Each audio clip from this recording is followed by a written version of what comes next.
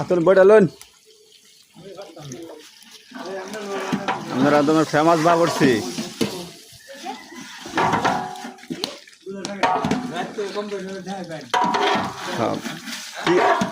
আপনারা কয়জনের আইটেম এটা বানাইতেছেন কিছুক্ষণ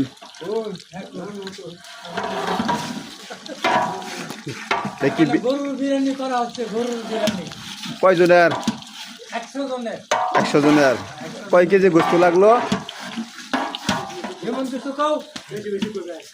আরে কয় কেজি গোস্ত লাগলো কি কি লাগলো কোন দি 10 কেজি গোস্ত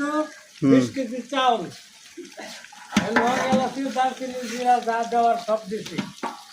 এখন 100 জন খাইতে পারবো